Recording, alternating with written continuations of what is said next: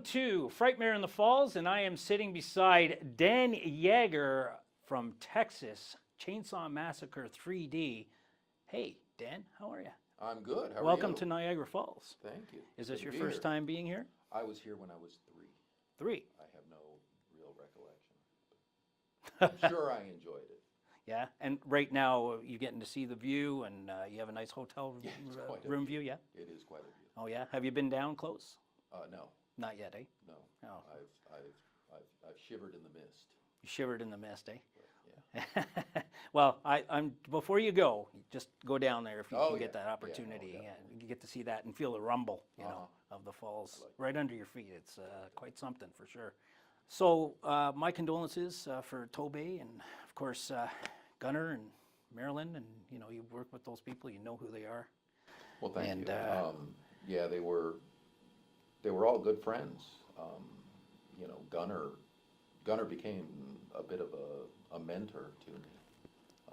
You know, he was really a great guy. Marilyn was incredible to work with.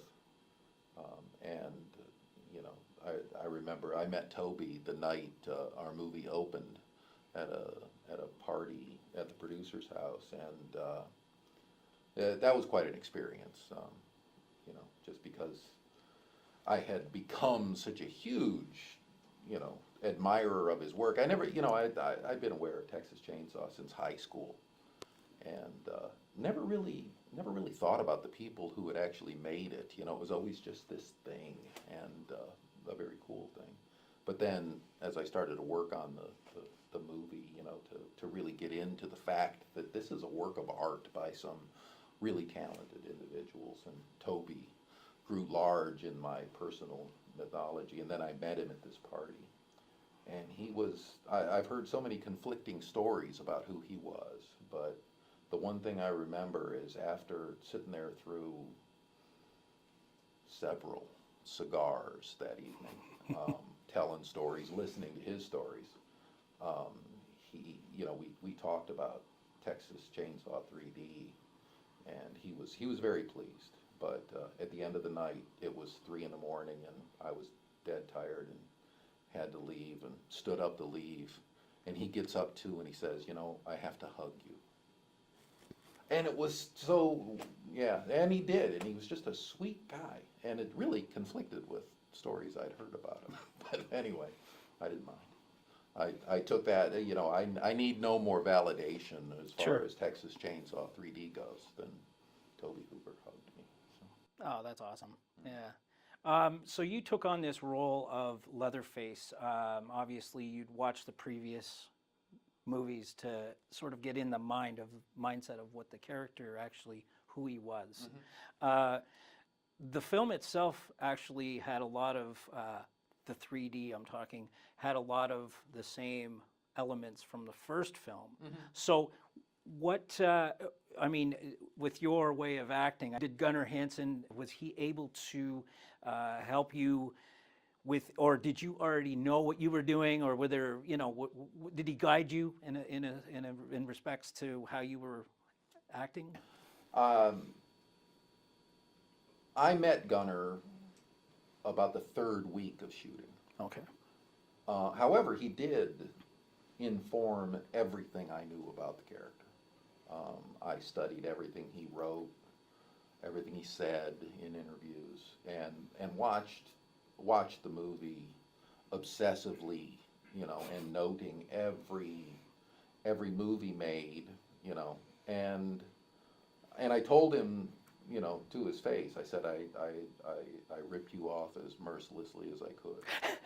You know, because I loved the character that he had created. I give him complete credit for creating him. And by the time I get the character, you know, in Texas Chainsaw 3D, Leatherface has gone through some significant life changes. In the original movie, for instance, he's really the dedicated instrument of the will of others. You know, everybody tells him what to do, and he doesn't really make any decisions. He decides what mask to wear, how to present himself. That's his expression. That's the limit of his expression. And so by the time I get the character in 3D, he's actually been forced now to have a point of view. Because Gunnar said, you know, his take on who Leatherface was if you remove the mask, there's nobody there. Mm-hmm. The mask was the character. And we removed the mask, and there had to be somebody there. For you know, sure, that was the evolution we took the character through. Mm-hmm. And people remark all the time that they're surprised at themselves for suddenly caring about Leatherface at the end of this movie. But it's because he becomes a person.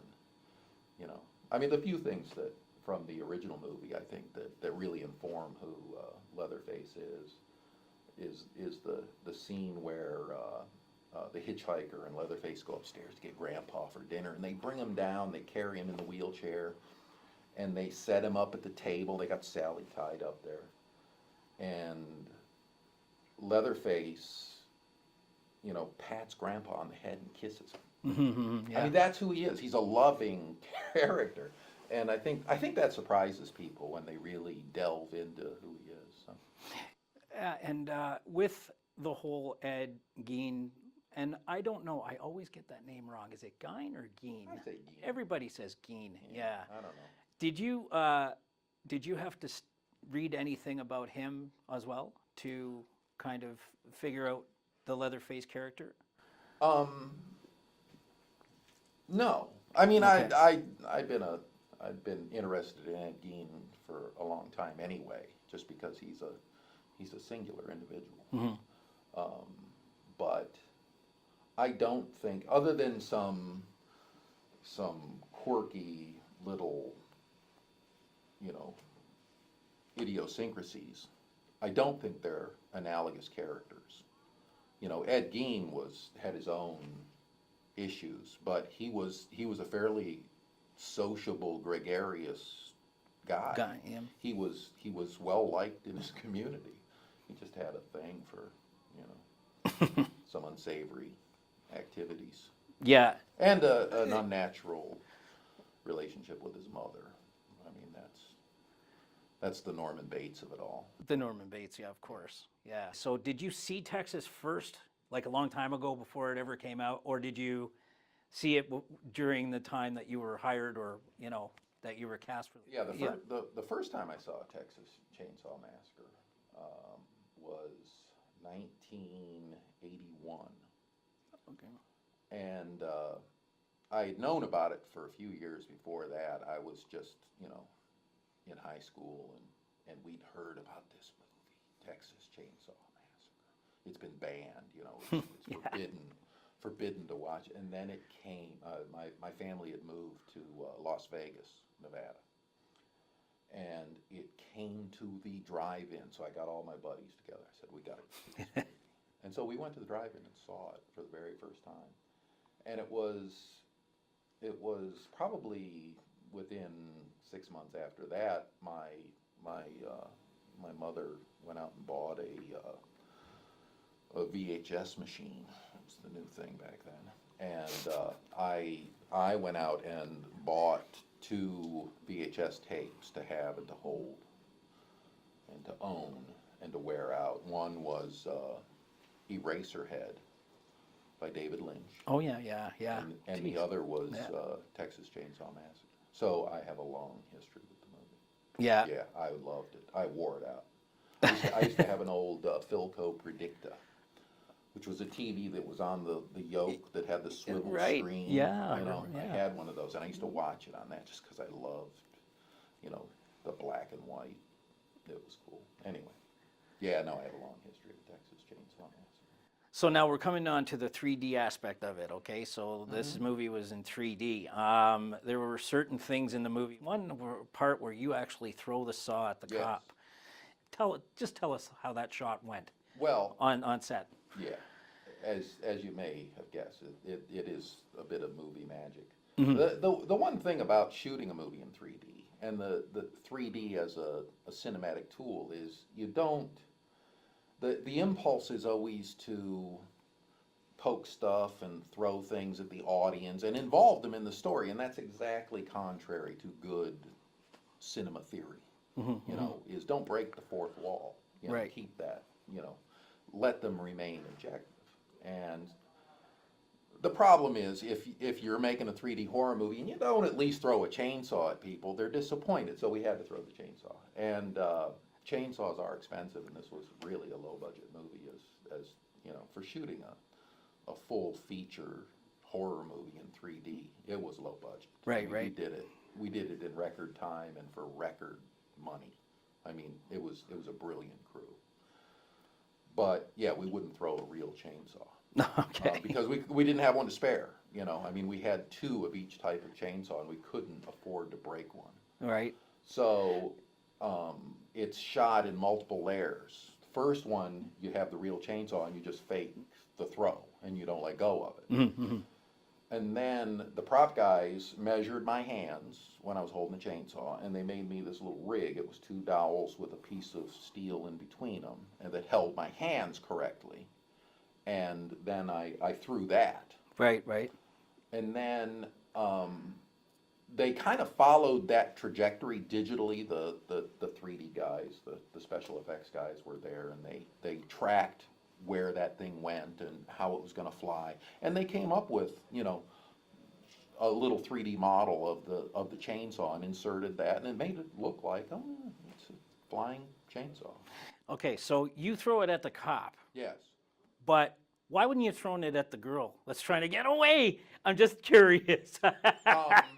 I mean, she was right there, hanging on to It's his motivation. Okay. I mean, he didn't want to. I mean, the last thing in the world he would want to do is let go of the chainsaw. True. Yeah. And the one thing about Leatherface that people don't really, you know, keep in mind is that he's constantly terrified. People scare the hell out of him. He's very frightened all the time. And he, of course, reacts in an unnatural way with that fear, not in recoiling, but in violent, you know, aggression. Sure. You know, he's still profoundly lethal. But yeah, it wasn't until, you know, he had no choice, you know, I mean, you know, the guy had a gun on him. Right, right. You know, and that he's a country boy. He knows the score, and you know, as the deputy utters, you know, a chainsaw don't make you bulletproof. So Yeah, that's true. Yeah, that's he yeah, knows. yeah, He knew yeah. that very well. Good point. Yeah. But don't just bring a gun to a Chainsaw fight. So quickly, okay, so we take the story back to the original time, and then it comes back 20 years later. It's the girl is your cousin, and at the end of the film, again, there's a part where yeah, they're trying. you're the one you're the they're- one that's tied up in the They're chains, trying to drag. and him they're into trying to drag the meat grinder. The meat grinder. She comes in and saves you after you didn't really kill her, Saved her. Yeah. Yeah. And then she throws you the saw.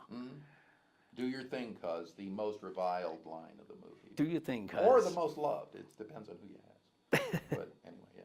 And so that's pretty much a pivotal moment in the film where it's like, okay, now the relationship between you and your cousin is like the Saw is family. How can they carry on another part after that?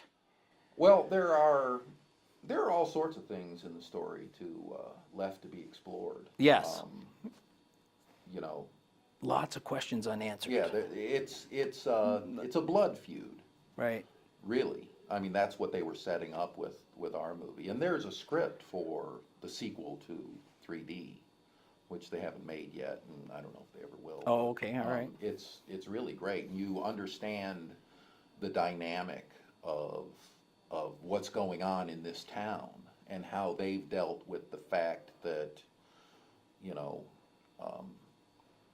entire families can be slaughtered, and the guy who's responsible ends up the mayor. It's a different place. You Yeah, know, for sure. It's a different kind of place. It's not necessarily traditional Texas values, but it's fun to explore it. And yeah, I don't know if that'll ever get made, but it would be interesting. I enjoyed the script when I read it. So.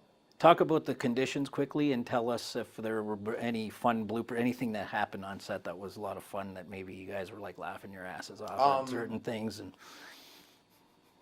yeah, I don't know. You know, No? Leatherface was taken very seriously in Okay. this whole shooting movie. There was none of the joking around. cutting up of. I mean, I was really impressed, and I don't know, maybe a little. I don't know. It certainly affected me. I noticed that, you know, that I had a team of people who would handle the mask and the chainsaws and the wardrobe and everything. And when I'd step on set, people treated me differently. I mean, they, you know, I've told people that the Leatherface character has so many great little actor shortcuts to the character. You know, usually you have to kind of work at staying in the character as you're going through a scene with Texas, you know, playing Leatherface, you know. You put on the mask and it's there. You're done. You know, the trick is knowing what it means as an actor and what to do with it. But yeah, even this crew, you know, would react to, you know, me walking out in a skin mask and carrying a chainsaw. You know, Wow. it's yeah. It's not the same. It sounds like every time, like I've interviewed Steve Dash, I've interviewed C.J. Graham. I mean, the Friday the 13th seems a little bit different from what you're telling me anyway on this. Yeah, I mean they were a bunch of they were a bunch of kids. Most of the other actors in the movie, and so you know I kind of kept to myself. You know, never really. I mean, we had a couple of parties, and that was fun. The one meeting of an actor on the movie that I'll always remember is Marilyn. I met her on the set. We were in the mansion. She was going to do the part where she's writing the letter in bed, and then she does the voiceover. Oh yeah. And then the only other thing we had to shoot was I had to put her back in her coffin and rebury her. Okay. And we shot the entire thing, from carrying her out of the house down the steps and carrying her back to the graveyard and putting her in the coffin, closing the lid and burying her. We shot that entire thing. And the only thing you see in the movie, though, is a little snippet of he's you know, shoveling a little dirt on the grave. Oh, okay. And so you know that's what happened. And the reason they didn't use that was because it was so horrendously tragic. And there was just no way to use it in the movie. It was an emotional, horrendously sad, and it was the exact wrong thing for that point in the movie. So they couldn't really use it. They just used that little piece of just, you know, kicking the dirt over the grave. But when we shot it, I mean, you know, we rehearsed how to, you know, it's hard to put somebody into the grave. The coffin's in the ground. Sure. And so she and I rehearsed that thing, and I remembered that point where Leatherface had kissed Grandpa on the head, and I thought, oh, he's going to kiss Grandma on the head. And so I do this, and I mean, there was weeping. It was so tragic. It was just wrong for the movie, but we shot it, and it was an incredible experience to go through that as an actor. And when I had met Marilyn, you know, she was just the sweetest little old lady I had ever met, and she came up and she took my hand and she patted my hand, and she was just so sweet. And you know, she was Grandma. I said, oh, this is going to be great. And she, you know, so I got to go through that. And it wasn't until the following year, she had called me on the phone and to ask me about some event that was coming up for Texas Chainsaw, and asked me if I was going. But I noticed that she was really on the phone, you know, she was just this kind of sexy, vivacious, and flirtatious woman, not Grandma anymore. And I thought it was really strange. And I had run into her at events a couple of times subsequent. And I realized, on set, she made me bury my own grandmother. And that was awesome. I mean, it was just, you don't get chances to work with people like that very often. Yeah. I will forever be grateful to her for that gift. That's awesome. Wow, what a story. That's awesome. So I want to change gears a little bit. You were on Sharknado 4, Yes. The Fourth Awakens. Yes. My buddy Joe Quintanilla, Uh-huh. you know Joe? Sure. Yeah. He's also involved in that whole Sharknado thing. Mm-hmm. And I had to just say his name because I love Joe. He's a great Joe's guy. cool. Oh, yeah, he's a I great haven't guy. seen him in a while. Yeah. I actually called him this morning to Yeah. let him know that you guys got here safe. Oh, good. But so, what was your role on that film? Just quickly, if you could just tell us.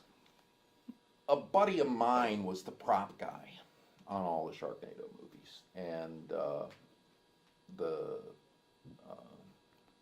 Anthony, the writer, well, one of the writers and director, is a huge Texas Chainsaw fan, and which is why there are chainsaws in Sharknado. And he had this idea of doing a real homage to Texas Chainsaw Massacre, and so they wrote this scene because the Sharknado was finally going across Texas and turning into an oil NATO and all that. Yeah, yeah. And the kids need some more chainsaws, and they happen into a chainsaw shop, and so it was a whole homage to Carolyn Williams was Stretch, and Yeah, sure. they ended up getting Dog the Bounty Hunter to play Chop Top. Good old basically. Dwayne. Yeah, he was a cool guy. I really enjoyed him. Yeah. But I think Bill Mosley was busy or something. I don't know. Anyway, my buddy who was the prop guy, they were puzzling on how they were going to get Leatherface. And Right. He says, he's a friend of mine. And so they said, well, can you call him? And, yeah. So he calls me up and he says, remember I said we were going to do a Sharknado movie and maybe you could be in it? And this had been months gone by. I said, oh, yeah. He says, well, what are you doing Sunday? This was on a Thursday. I said, oh, well, I'm free. So we went and we shot this thing. And Anthony named the big hulking brute in the background Gunner. There you go. In honor of Gunnar Hansen. That's And awesome. So I said, yeah, I'll do it. I'm happy to do it. But it was fun. That's awesome. Got to look menacing and all that, which I like to do. That's great. So what are you doing now? I understand you got a film coming up that you want to promote here. Oh, and, yeah, we well- got your little thing on the side there. I'd love to.